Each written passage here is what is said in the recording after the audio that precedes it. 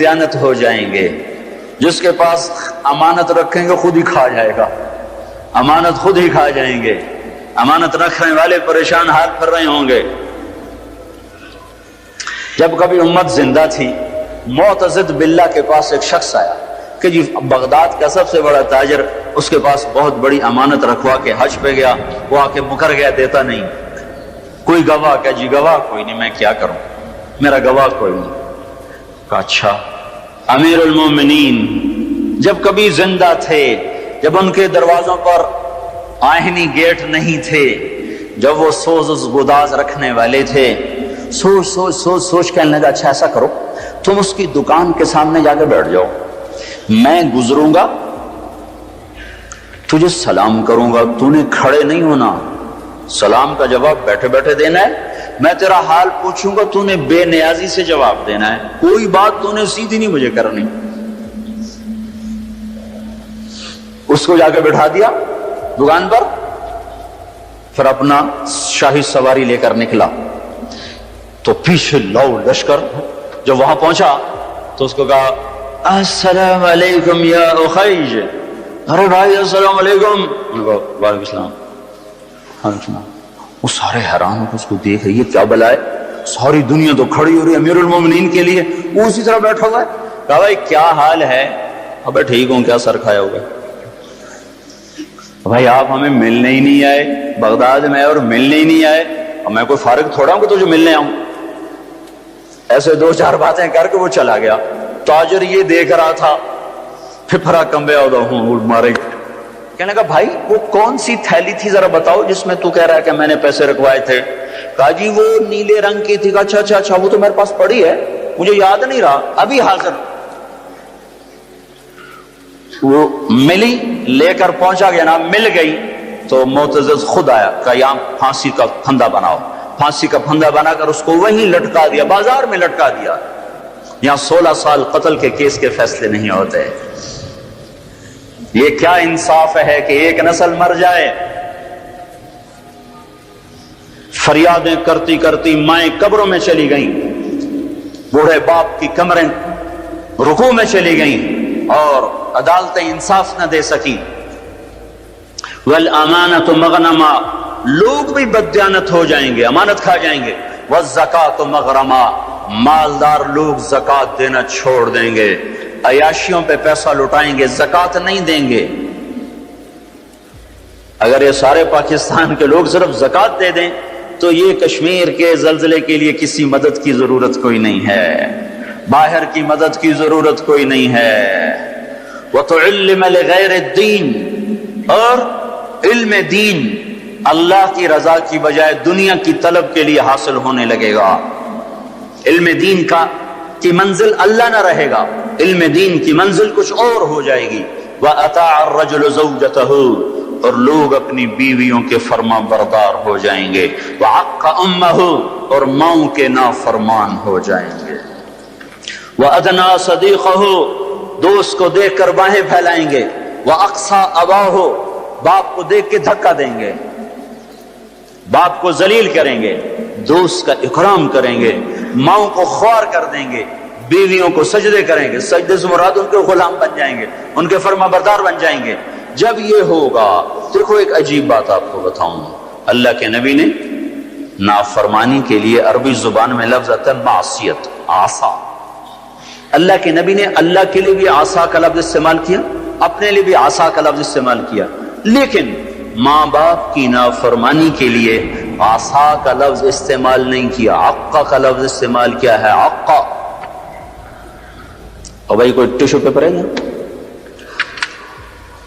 اور tissue paper مانگ رہا ہوں خدا کے بندے, ادھر آپ کو عقا کا مطلب بتانا چاہتا ہوں.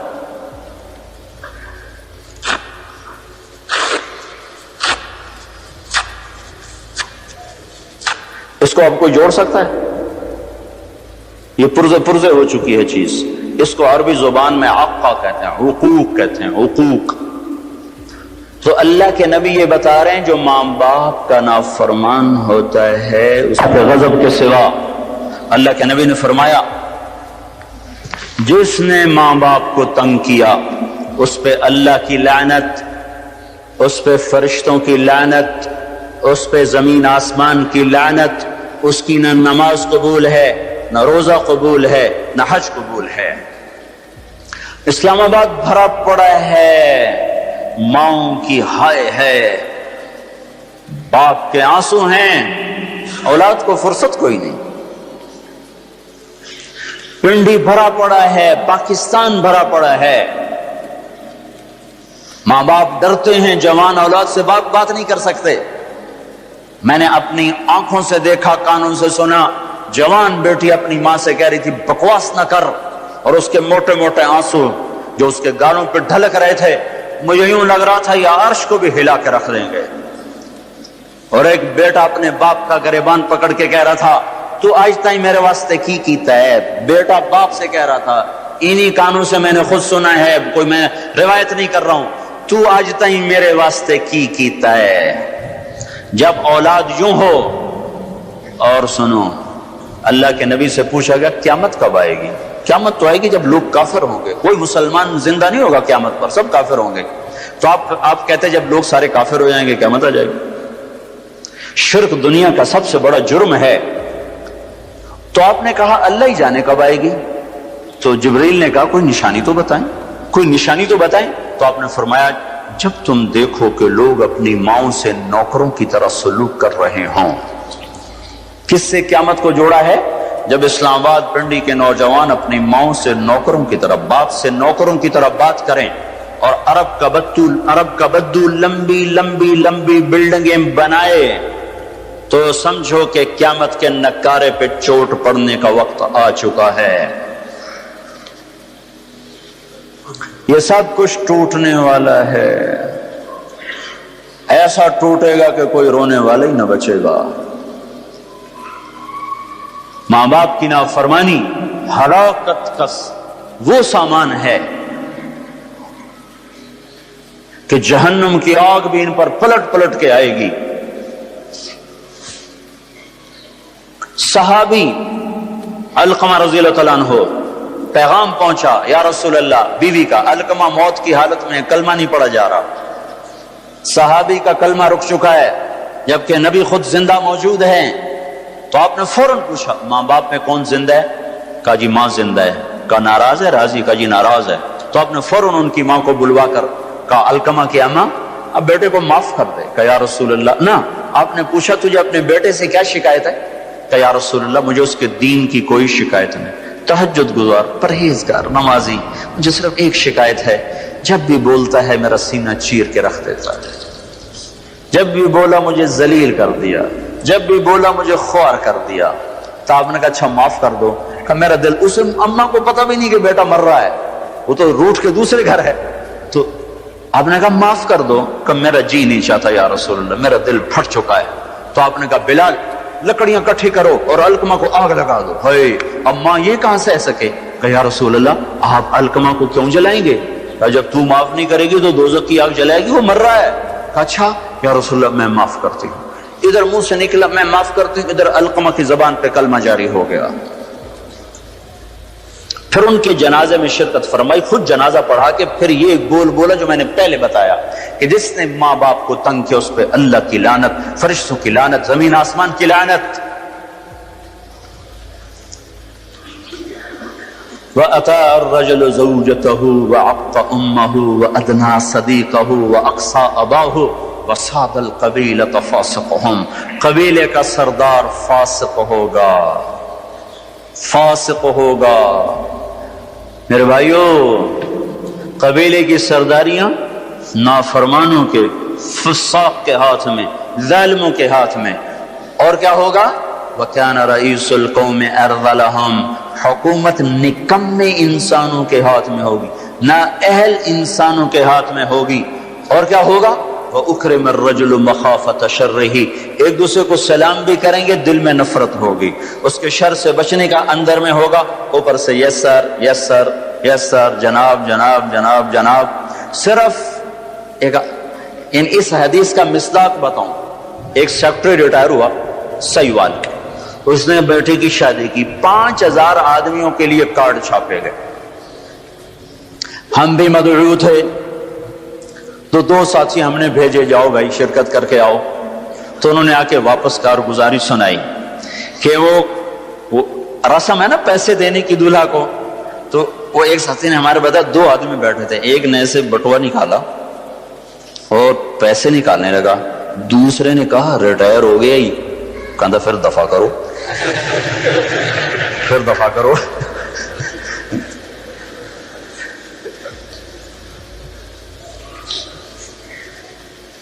چودھری صدیق مرحوم تھے پنجاب کے چیف سیکرٹری، 5 سال چیف سیکرٹری رہے۔ ان کا لڑکا الیاس اور میں گورنمنٹ کالج لاہور میں اکٹھے پڑھتے تھے،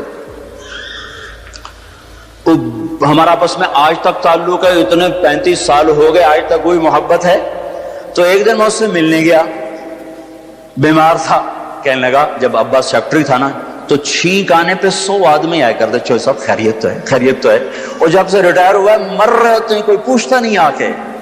وَأُكْرِمَ الرَّجُلُ مَخَافَةَ شَرِّهِ، یہ سلام کس لیے کیے جائیں گے؟ اس کے شر سے بچنے کے لیے، محبت کی وجہ سے نہیں، سیاست کا سلام ہوگا۔ اور کیا ہوگا؟ وَارْتَفَعَتِ الْأَصْوَاتُ فِي الْمَسَاجِدِ، مسجدوں میں لڑائیاں شروع ہو جائیں گی، نفرت کے بیج اور کانٹے بکھرنے لگ جائیں گے۔ جس ممبر سے محبت کا پیغام دیا جاتا تھا وہ ممبر فرقہ واریت کی لپیٹ میں آ جائے گا، اور اس سے لوگ ان کی زبانیں زہر اگلے گی، زہر جو بھائی کو بھائی سے لڑا دیں گی اور دست و گریباں کر دیں گی، اور مسجدوں میں آگ بھڑکتی ہوئی سارے فضا کو اپنی لپیٹ میں لے لے گی، مسجدوں میں لڑائیاں شروع ہو جائیں گی۔ اور کیا ہوگا؟ ظہرت القینات والمعازف، گانے والیاں محترم ہو جائیں گی، گانے والیاں محترم ہو جائیں گی، جن کی وجہ سے اللہ ناراض ہوا انہیں کوئی جب عزت دی جائے گی۔ گانے والیاں ظاہرت کے 2 مطلب ہیں، گانے والیاں عام ہو جائیں گی اور ظاہرت معزز اور محترم ہو جائیں گی۔ والمعازف، اور موسیقی کے آلات گھر گھر ہوں گے، کوئی گھر موسیقی سے بچا ہوا نہ ہوگا، کوئی گھر موسیقی سے بچا ہوا نہ ہوگا۔ وظہرت القینات والمعازف، گانے والیاں معزز، گانے والیاں محترم۔ محفل موسیقی کے کارڈ چھاپے جا رہے ہیں۔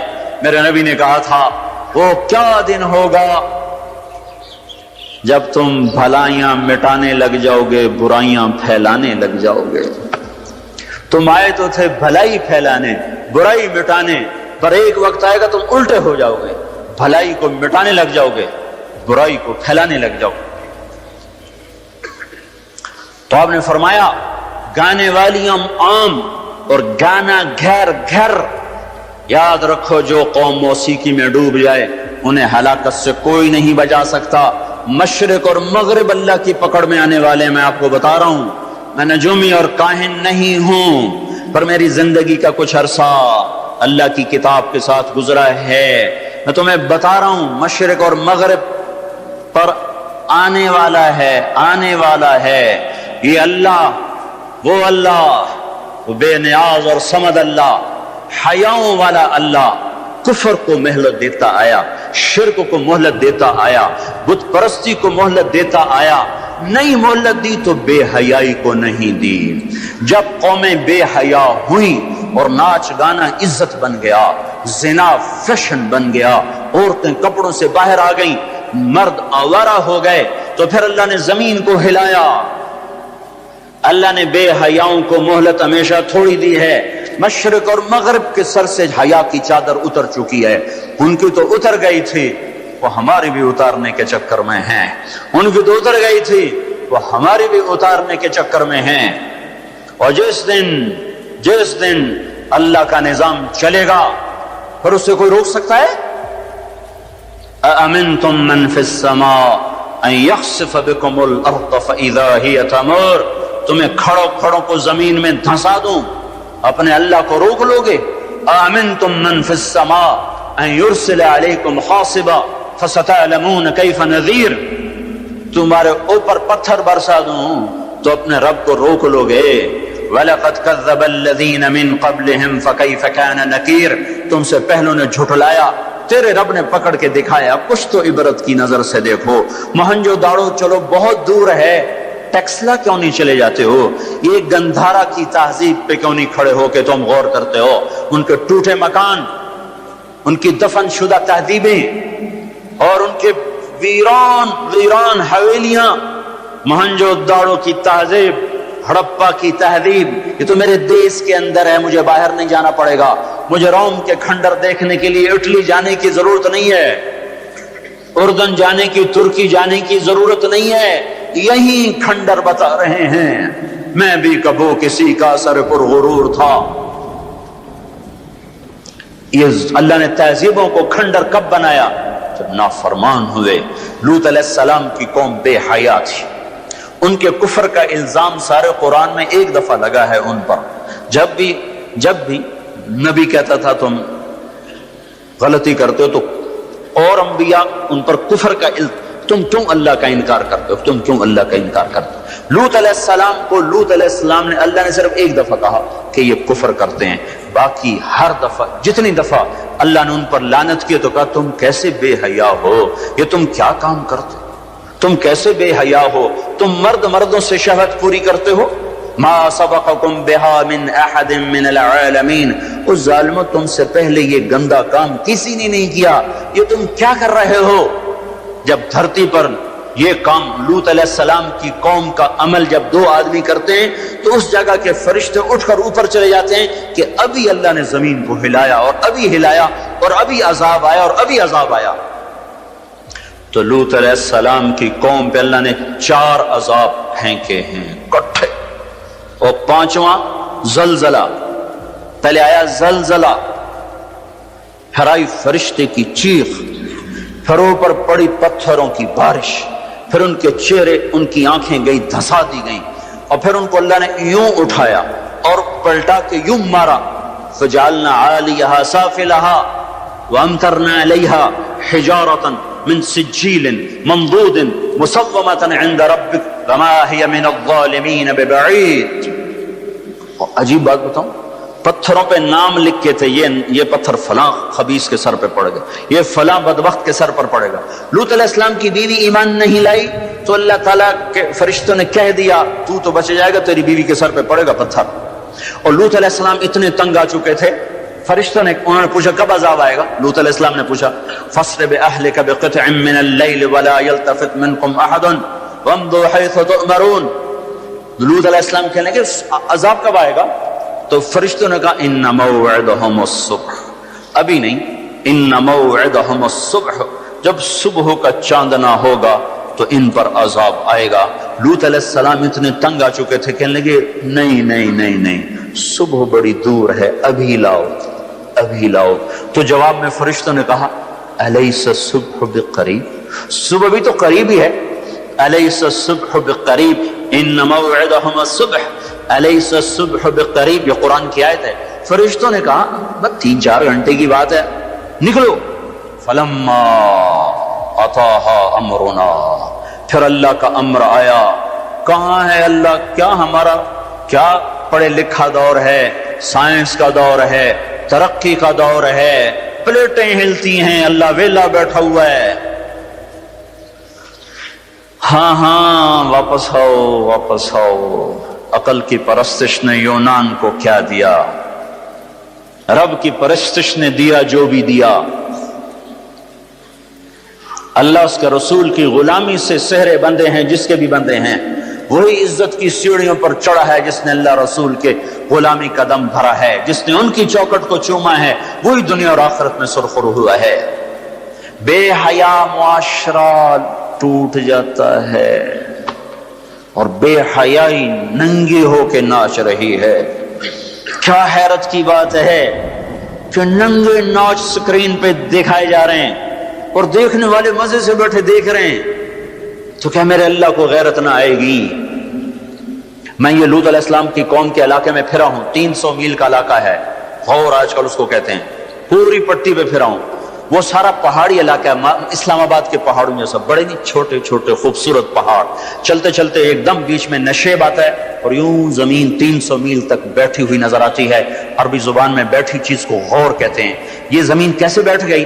جب لوط علیہ السلام کی بستی کو اٹھایا اور اٹھا کر اوپر سے زمین پر مارا تو وزنی چیز جب زمین پر گرتی ہے تو دائیں بائیں زمین نیچے بیٹھ جاتی ہے.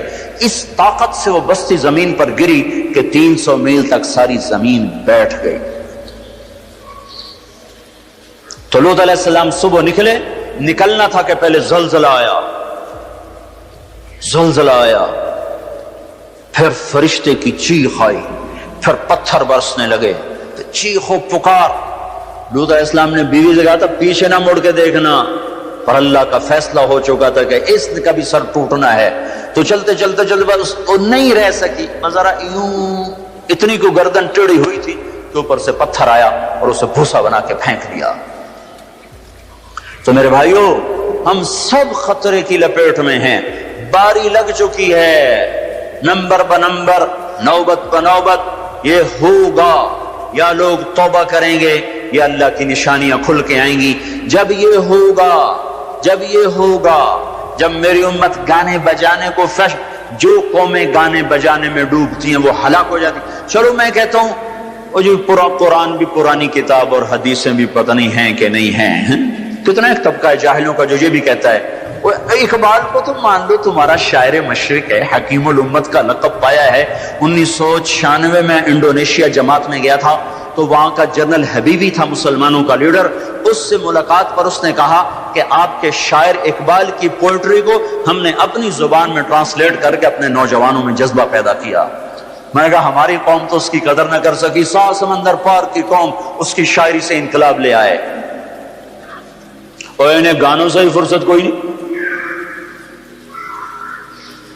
تو اقبال نے کیا کہا تھا, تجھ کو بتاتا ہوں کہ تقدیر امم کیا ہے, تمہیں بتاؤں میں قوموں کے عروج و زوال کی کہانی.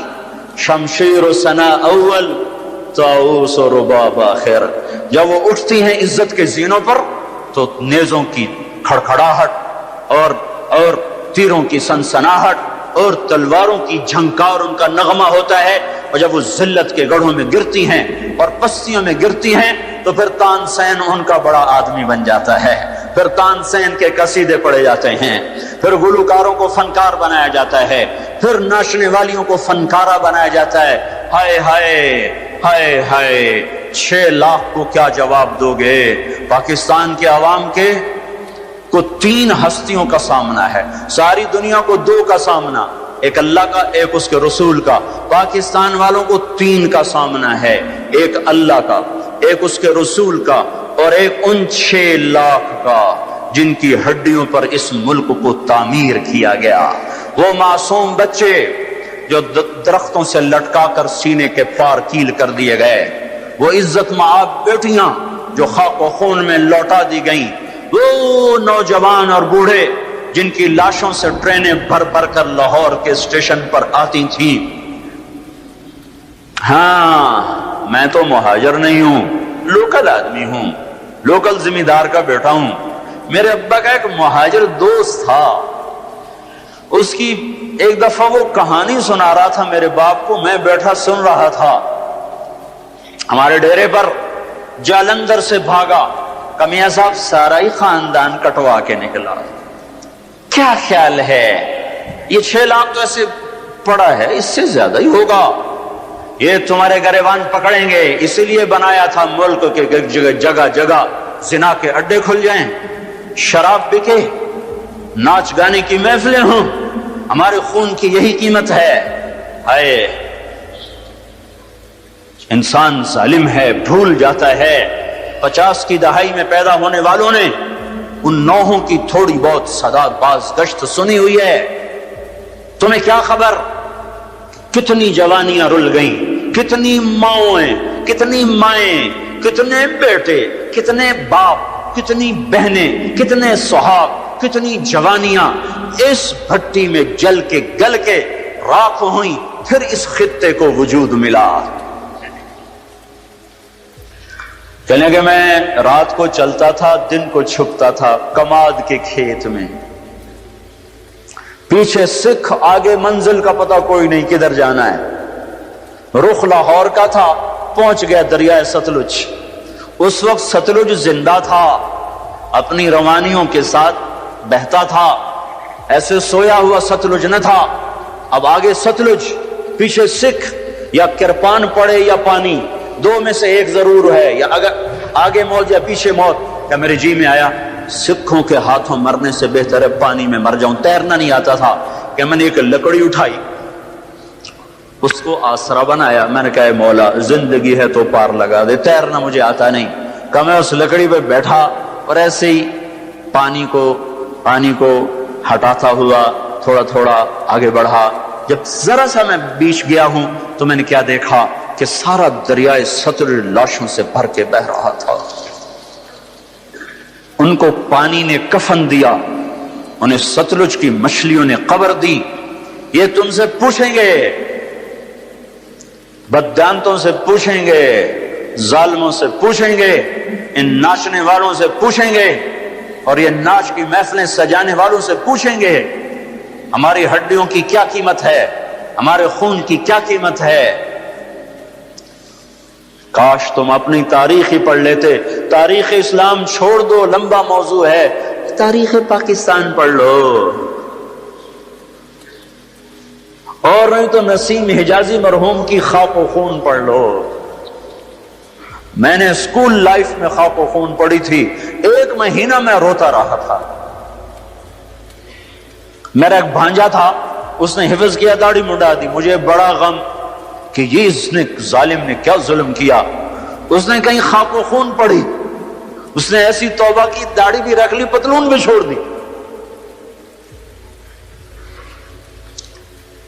اپنی تاریخ کو بھلا دینے والی قومیں بے نشاں ہو جاتی ہیں۔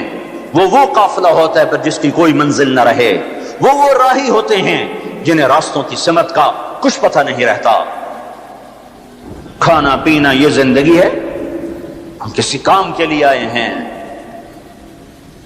اور کیا ہوگا؟ وَلُبِسَ الْحَرِيرُ، مرد ریشم پہنیں گے۔ اور کیا ہوگا؟ وَشُرِبَتِ الْخُمُورُ، شراب پی جائے گی۔ اور کیا ہوگا؟ وَلَعَنَ آخِرُ هَذِهِ الْأُمَّةِ أَوَّلَهَا، اس امت کے آج کے لوگ پہلے لوگوں کو گالیاں بکیں گے، دیوانہ کہیں گے۔ اونٹوں کے لوگ تھے، پتھروں کے لوگ تھے، خچروں کے لوگ تھے، کھوتوں کے لوگ تھے، ہم راکٹ والے، ہم راکٹ والے۔ اور تمہارا نبی گدھے پہ سوار رہا ہے۔ سواری عزت کی چیز ہوتی تو میرے نبی کو اللہ براق ہر وقت حاضر کرتا۔ اللہ کے نبی کے 2 گدھے تھے، ایک کا نام عفیر تھا، ایک کا نام یعفور تھا۔ آپ کبھی اس پہ سوار ہوتے، کبھی اس پہ سوار ہوتے۔ پھر آپ نے خچر پر بھی سواری کی ہے، ایک کا نام دلدل تھا، ایک کا نام فضہ تھا۔ پھر آپ نے اونٹنی پر بھی سواری کی ہے، ایک کا نام عزبہ تھا، ایک کا نام شہبہ تھا، ایک کا نام جدعا تھا، ایک کا نام قصوا تھا۔ پھر آپ نے ایک اونٹ پر بھی سواری کی ہے، اس کا نام عسکر تھا۔ پھر آپ نے امت کے مالداروں کو بھی گنجائش دے دی۔ آپ نے گھوڑوں پر بھی سواری کی ہے، اور چھوٹے موٹے گھوڑے بڑے عالی شان۔ ایک گھوڑے کا نام ورد تھا، ایک کا نام یعصوب تھا، ایک کا نام یعبوب تھا، ایک کا نام مرتجل تھا، ایک کا نام سکب تھا، ایک کا نام سبحہ تھا، ایک کا نام لزاز تھا، ایک کا نام قراس تھا۔ یہ سارے حسین گھوڑے تھے جن پر آپ نے کبھی کبھی سواری فرمائی کہ اگر میری امت کا کوئی مالدار اچھی سواری رکھنا چاہے تو میں گنجائش دیتا جاؤں کہ میں صرف غریبوں کا نبی نہیں ہوں، مالداروں کا بھی نبی ہوں۔ یہ جب سب کچھ ہوگا، میں ساری کو ایک دفعہ دوبارہ دہراتا ہوں، عزت تو خزل فی ادولا، جب حکومت کے کارندے بددیانت ہو جائیں گے، خزانہ خود لوٹ لیں گے، والامانت مغنما، عوام بھی بددیانت ہو جائیں گے، امانت کھا جائیں گے، والزکاۃ مغرما، زکات دینے والے زکات دینا چھوڑ دیں گے، وتعلم لغیر الدین، علم دین دنیا کمانے کے لیے ہوگا، واطاع الرجل زوجته، لوگ بیویوں کے فرما بردار، واقع امه، ماؤں کے نافرمان، وادنا صدیقه، دوست کا استقبال، واقصى اباہ، باپ کو ذلیل و خوار کریں گے، وصاد القبیلۃ فاسقهم، قبیلے کا سردار فاسق، وکان رئیس القوم ارذلهم، حکومت نااہل انسانوں کے ہاتھ میں، واکرم الرجل مخافۃ شرہ، ایک دوسرے کو سلام کریں گے بیچ میں نفرتیں چھپا کر، اور ظہرت وارتفعت الاصوات فی المساجد، اور مسجدوں میں لڑائیاں شروع ہو جائیں گی، وظہرت القینات والمعازف، گانا بجانا عام ہوگا، گانے والیاں محترم ہوں گی، ولبس الحریر، اور ریشم پہنا جائے گا، وشربت الخمور، اور شراب پی جائے گی، ولانا آخر هذه الامة اولها، آج کے لوگ پچھلے لوگوں کو برا بھلا کہیں گے۔ جب یہ سب کچھ ہوگا تو پھر کچھ اور بھی ہوگا. وہ کیا ہوگا؟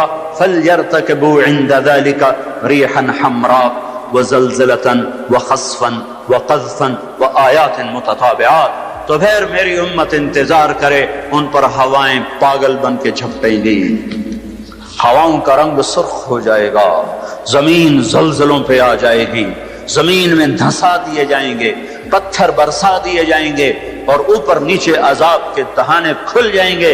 جب تک توبہ نہ ہوگی یہ راستہ بند نہ ہوگا، یہ پکڑ بند نہ ہوگی. میرے بھائیوں، آپ سب کی میں منت کرتا ہوں، ہاتھ جوڑتا ہوں، اور اعتکاف والوں کا شکر گزار ہوں کہ انہوں نے اللہ کے غصے کو ٹھنڈا کرنے والا کام کیا. آپ سب سے بھی کہتا ہوں کہ ہم سب اللہ کے دربار میں جھک کر توبہ کریں. یہ توبہ کا وقت ہے. یوم دعا منانے کی چیز نہیں ہے، اور یہ رونے کی چیز ہے. رو کہ وہ روٹھا ہوا ہے، اور اسے منانا سب سے آسان ہے، سب سے آسان ہے. میرے ایک بزرگ مجھ سے ناراض ہو، ڈیرے میں، بھرے ڈیرے میں 1 گھنٹہ میں زمین پر بیٹھ کے ان کی منتیں کرتا رہا. زمین پر وہ چارپائی پر نوکر کھڑے ہوئے، رشتہ دار کھڑے ہوئے، اور میں معافی مانگ رہا ہوں کہ میں نہیں کرنا ہے، مینوں پتا ہے تو بڑا بڑا مولوی ہے، میں تینوں معاف نہیں کرنا. 1 گھنٹہ منتیں کروا کر پھر معاف کیا. خون کا قریبی رشتہ. اور میرا اللہ کیسا ہے؟ اے ہے یا ابن آدم لو بلغ الذنوب كعنان السماء ثم استغفرتني غفرت لك ولا ابالي. میرا بندہ حوصلے نکال لے گناہ کرنے کے، اتنے کر کے اسلام آباد کو نہ بھر، اتنے کر کے پاکستان کو نہ بھر، ہند و سندھ کو نہ بھر، 7 زمینوں کو بھر دے. پھر تہ بتہ گناہوں کو رکھتا جا، اور خلاؤں کو بھر دے. چاند تاروں کی روشنی چھین لے، سورج کو کالا کر دے اپنے گناہوں سے، اور اپنے گناہوں کو میرے آسمان کی چھت کے ساتھ آ کر پھنسا دے. اتنے گناہ کرنے کے بعد تو نے 1 دفعہ اگر کہہ دیا یا اللہ معاف کر دے، تو میں سارے معاف کر دوں گا. ولا ابالی. کوئی ہے مجھے پوچھنے والا؟ مجھے کوئی پوچھ سکتا ہے کہ کیوں معاف کیا؟ مجھے کوئی پرواہ نہیں ہے. تم توبہ کرنے والے بنو، مجھے معاف کرنے میں دیکھو گے کوئی دیر نہ لگے گی. من تقرب الی تلقیتہ من بعید. ساری زندگی کٹ گئی عشق بتا میں. مومن سے چوک ہو گئی، یا ویسے شاعری کی ترنگ میں کہہ دیا آخر عمر میں کیا خاک مسلمان ہوں گے. آخر عمر تو بہت زیادہ ہے، آخری سانس میں بھی توبہ کر لے تو اللہ گلے سے لگا لے. جو اپنے گناہوں کا بوجھ لے کر ندامت کے آنسو بہاتا ہوا بوجھل قدموں کے ساتھ اللہ کے گھر کی طرف بڑھتا ہے کہ آج اللہ کو منانے جا، آج اس سے صلح کرنے جا رہا ہوں. ماؤں کو منانے جاؤ وہ بات نہیں کرتی، باپ کو مناؤ وہ الٹا پٹائی کرتا ہے، بھائی کو منانے جاؤ وہ دروازہ نہیں کھولتا، اور رب کو منانے جاؤ کب جب بال گناہوں میں جکڑا ہوا، جب رواں گناہوں کا گٹر بنا ہوا، جب پیچھے مڑ کے دیکھو تو کوئی ایک کرن کہیں نیکی کی نظر نہ آتی ہو، سیاہیوں میں لتھڑا ہوا، گندگیوں میں ڈوبی ہوئی یا ڈوبا ہوا، لتھڑی ہوئی یا لتھڑا ہوا، غفلت میں زندگی گزارنے والی یا گزارنے والا. جب یہ بوجھل قدموں سے اللہ کی طرف بڑھتا ہے تو میرا اللہ کہتا ہے ٹھہرو، میں تیرے استقبال کے لیے عرشوں سے نیچے اتر کے خود آگے آ رہا. تلقیتہ من بعید. آؤ جی ہم آگے نہیں بڑھ جاتے اپنے قریبی دوست کے لیے؟ آؤ جی. تو یہ کچھ میرا اللہ کہہ رہا ہے، جو توبہ کرنے میری طرف آتا ہے میں آگے بڑھ کے اس کا استقبال کرتا ہوں. ومن اعرض عنی نادیتہ عن قریب. جو مجھ سے روٹ جاتا ہے اس کو خود قریب جا کے بلاتا ہوں. الی عین اولک رب غیری. میرا بندہ کو مجھ سے پیارا رب تیرے پاس ہے؟ کہاں جا رہے ہو؟ جس سے ماں نافرمان بچے کو کہتی کہاں جا، جاہل تھے، جانور تھے، اور جب انسانیت کا شعور آیا تو وہ اٹھ کے اللہ کے پاس چلے گئے. اور تمہارے ہیں تو قدر کر لو، میں تو محروم ہوں ان دونوں سے. تمہارے زندہ ہیں تو قدر کرو ورنہ کف افسوس ملتے رہو گے۔ موسیٰ جیسوں سے اللہ نے کہہ دیا جب ماں مر گئی، موسیٰ کوہ طور پہ اب ذرا سنبھل کے آیا کرو، دعائیں کرنے والی چلی گئی۔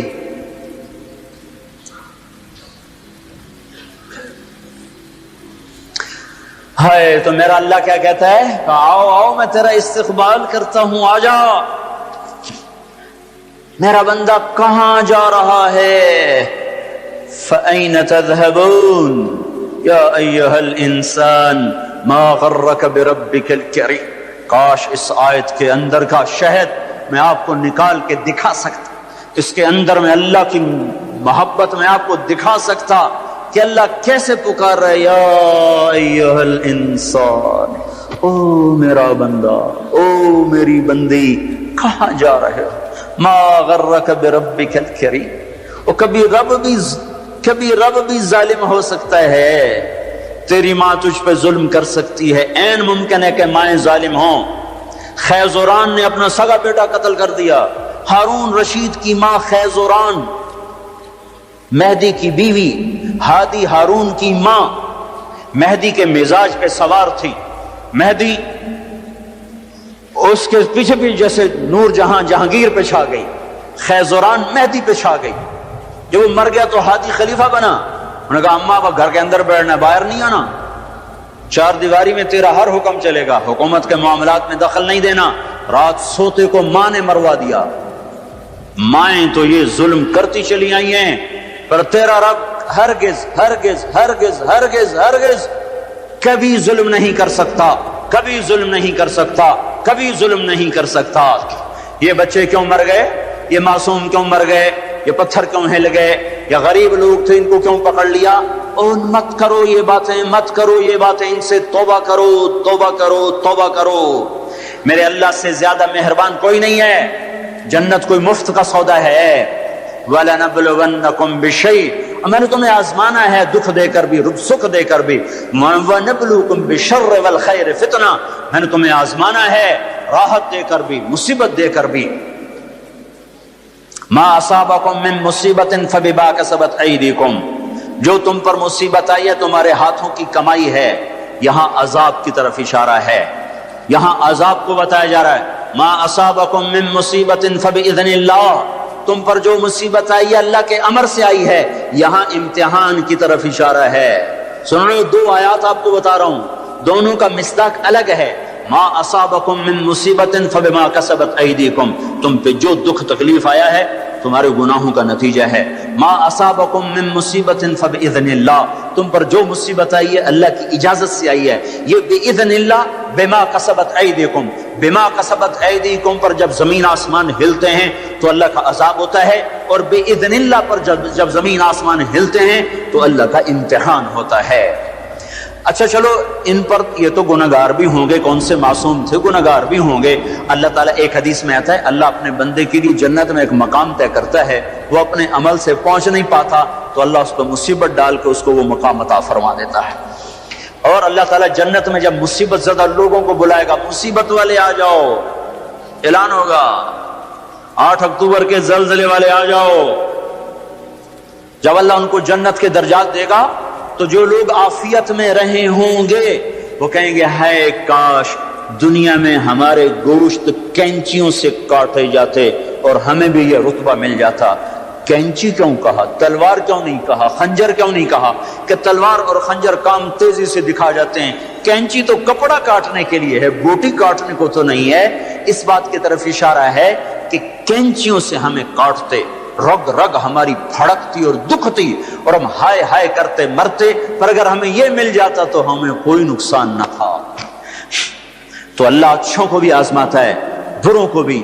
آزمائش کے بعد لوگوں میں کفر بڑھے تو عذاب کی نشانی ہے، آزمائش کے بعد لوگوں میں توبہ آئے تو یہ اللہ پاک کے امتحان کی نشانی ہے۔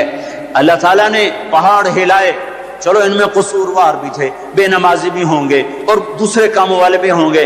امام حسین نے کیا قصور کیا تھا جو سینہ چھید دیا گیا؟ کیا قصور کیا تھا امام حسین نے؟ وہ سینہ جس کو یعنی حسن حسین وہ ہستیاں ہیں جن کی بوٹی بوٹی پر اللہ کے نبی نے بوسے لی۔ ایسے چوما, یہاں تک چوما, صرف سر اور ماتھا نہیں چوما. کیا قصور کیا تھا امام حسین نے؟ یہ کیا عذاب آیا؟ نعوذ باللہ. میں آج کے ذہن کی ترجمانی کر رہا ہوں. اللہ کے نبی گلی میں گزرے, بچے کھیل رہے, امام حسین بھی کھیل رہے, تو آپ نے کہا پکڑو بھائی حسین کو, جیسے بڑا آدمی چھوٹے کے پیچھے بھاگتا ہے, پکڑو بھائی پکڑو. تو آگے امام حسین بھاگے ادھر گئے, تو آپ آگے سے آ گئے, پکڑو بھائی پکڑو, تو وہ ادھر چلے گئے. پھر آپ آگے سے آئے, پکڑو بھائی پکڑو. اب وہ جیسے بچہ یوں سمجھتا ہے میں بڑا دلیر ہوں, میرا پیو مینوں نپے نہیں سکتا, میں کیڈا بڑا ایتھلیٹ بن گیا. تو وہ یہی کچھ امام حسین کر رہے تھے, کبھی ادھر ہوتے کبھی ادھر ہوتے. ہمارے نبی کبھی آگے ہوتے کبھی پیچھے ہوتے, یہاں تک کہ ان کو ایسے پکڑ کے اٹھایا اور ان کے ہونٹوں اور ماتھے کو چوما اور فرمایا حسین مجھ سے ہے, میں اس سے. اب اس کو کیوں سین, ہائے کیا تیر لگے ہیں, کیا تیر لگے ہیں, کیا تیر لگے ہیں. ادھر آ ستمگر ہنر آزما, تو تیر آزما ہم جگر آزمائیں. اور صرف حسین تھوڑا ہی شہید ہوئے, 16 آل رسول میں سے شہید ہو گئے.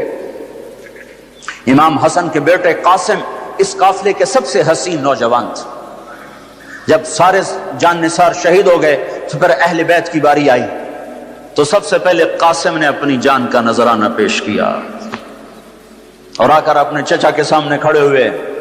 بیچ میں لوہے کی دیواریں, ان پر جو تلوار پڑی ہاتھ پر ہاتھ کٹ کے الگ ہوا, زمین پر گرا, ان کا یا عمّا, ہائے چچا. تو امام حسین کہاں پہنچتے, لوہے کو چیرتے چیرتے جب پہنچے تو ظلم اپنا کام دکھا چکا تھا اور بیٹا بھتیجا آخری سانسوں میں ہچکیاں لے رہا تھا. تو اس کے سرانے کھڑے ہو کر کہا قاسم میرے بیٹے, آج تیرے چچا کے دوست بڑے تھوڑے ہیں اور دشمن بڑے زیادہ ہیں. اللہ ناصرہ وکفر باطرہ, وہ کیا دن ہوگا جب اللہ کا رسول تیری طرف سے خود مدعی بن کے عدالت میں آئے گا. اس دن ان کو کہاں جائے پناہ ملے گی. ایک دفعہ تلواریں رک گئی امام حسین کے یہ بول سن کر, تو ان کو اٹھایا, سینے سے چمٹا کر ان کے پاؤں زمین پہ لگتے جا رہے تھے. جہاں پہلے جعفر کے بیٹے شہید ہوئے پڑے تھے, جعفر کے بیٹے عون, عبداللہ, محمد, عون اور محمد یہاں شہید ہوئے ہیں. عبداللہ زندہ سلامت رہے جن سے حضرت جعفر کی نسل چلی. عون اور محمد کے ساتھ جا کے قاسم کو لٹا دیا. 16 آخری شہزادہ عبداللہ, امام حسین کے 4 بیٹے شہید ہوئے, علی الاکبر, علی الاوسط, ابو بکر, عبداللہ, 4 بیٹے شہید ہوئے. آخری بچے عبداللہ ہیں 2 سال کے, ان کو بلوایا ملنے کے لیے, پیار کرنے کے لیے. خود رہ گئے, بچہ رہ گیا تھا, اب جانے کا وقت آ چکا ہے. تو اس کو پیار کر کے وہ بچہ ایسے تڑپ رہا تھا پیاس کی شدت سے, اتنے میں ایک سنسناتا تیر آیا اور عبداللہ کے سیدھا آ کر گلے میں لگا. خون کا فوارہ چھوٹا. اسماعیل علیہ السلام کی پیاس بجھائی زمزم کے پانی سے, اور حسین کے لال کی پیاس بجھائی اس کے اپنے خونی جگر سے. یہاں دل پھٹ گیا ہے, دل ہی تو ہے نہ سنگ و خشت, درد سے بھرنا ہے کیوں, صبر کا پیمانہ تبریز ہو گیا. اور بیٹے کے خون کو دونوں ہاتھ میں لے کر ایسے ایسے لب بنا کر یوں آسمان کی طرف اٹھایا, اے میرے رب, اگر تم نے اپنی مدد کو روک لیا ہے تو میرا تجھ سے گلہ کوئی نہیں. ہمیں یہ سبق دیا گیا ہے کہ اللہ کوئی مصیبت لائے کہ اللہ ہم تیرے غلام, ہم تیرے غلام. سنو ابن ماجہ کی روایت ہے, امید میری ساری دنیا سارے آسمان کے فرشتوں کو جہنم میں ڈال دے تو اللہ ظالم نہیں ہے. اللہ کریم ہے, کریم ہے. امتحان ہے ہمارا بھی. جو مر گئے جنت میں چلے گئے, دیکھتے نہیں, اور رمضان میں مرے ہیں, اور رمضان میں تو حساب نہیں ہوتا. اب اللہ تعالیٰ کوئی تمہاری طرح کھاتے دار تھوڑا ہی ہے کہ مہینے کے بعد پھر اچھا جی ہونتا حساب دے دو. جب ایک دفعہ چھوڑا تو چھوڑ دیا. رمضان میں مرنے والوں کا حساب نہیں. معصوموں کے ساتھ مرے ہیں, تو جب معصوموں نے آگے جا کر ماؤں کی سفارش کی ہوگی تو خود ہی مائیں بھی سیدھی جنت میں, وہ بھی جنت میں. موسیٰ علیہ السلام نے کہا یا اللہ, یہ تو مسلمان کو بڑی تنگی دیتا ہے. موسیٰ علیہ السلام بڑے لاڈلے نبی سے, اللہ سے کر لیتے تھے باتیں ایسی, یا اللہ یہ آپ مسلمان کو بڑی تنگی دیتے ہیں. تو اللہ تعالیٰ نے کہا ادھر دیکھو. اللہ تعالیٰ نے جنت کھول دی. ادھر دیکھو. جب جنت کو دیکھا تو کہنے کہ میرے مولا تیری عزت و جلال کی قسم, اگر مسلمان کے ہاتھ کٹے ہوں, پاؤں کٹے ہوں, ناک کے بل زمین پہ رگڑتا رگڑتا گھسڑتا پھر رہا ہو اور قیامت تک اس طرح سسک